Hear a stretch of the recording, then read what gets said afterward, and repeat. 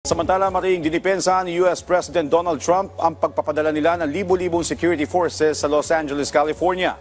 Paubos na lahi ng rhinoceros sa Kenya, sinusubukan pang isalba. Si Joyce Salamatin sa sentro ng balita. Nauwi sa riot ang kabi-kabilang mga protesta sa Los Angeles, California sa gitna ito ng immigration raid sa lugar.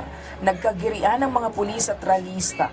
Una nang kinondena nila Los Angeles Governor at Mayor Karen Bass ang pagdideploy ng libo-libong US Marines at National Guard troops sa syudad.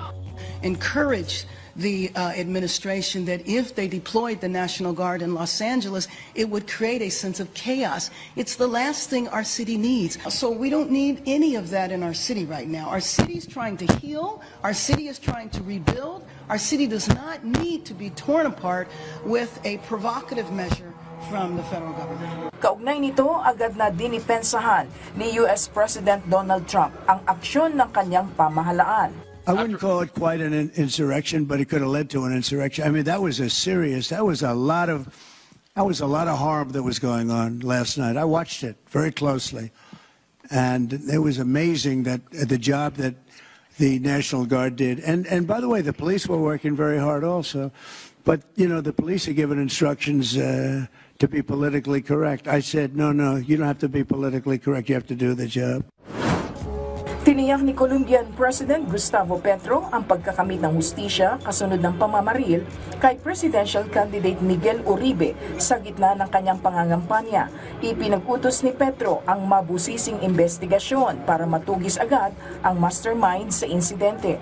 Batay sa paunang ulat, naaresto na ang 15 anyos na bumaril kay Uribe.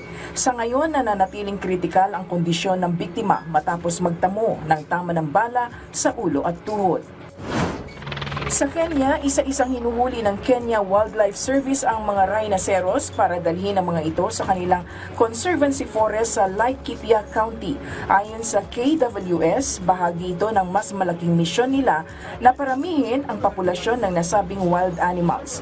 Matatandaan na isa ang rhinoceros sa mga endangered animals na sinusubukan pa ring isalba.